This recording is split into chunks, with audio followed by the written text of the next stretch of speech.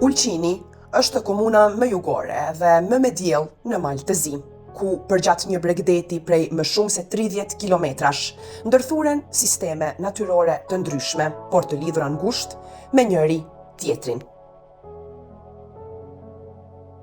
Në perëndim shtrihet Valdanosi, i njohur për më shumë se 18.000 rrënjë ullinjsh, të vjetër mbi 500 vjet. Duke zbritur nga Ullishta drejt detit, arrim te burimet sulfurore të plazhit të Grave. Nga bregu shkëmbor, peizazhi natyror shndrrohet në plazhin e madh, një rrip i pandërprerëre i gjatë 12 kilometra. Në fund të tij gjendet Buna, lumi i cili për shkak të kushteve specifike natyrore, her pas here rrjedh mbrapsht.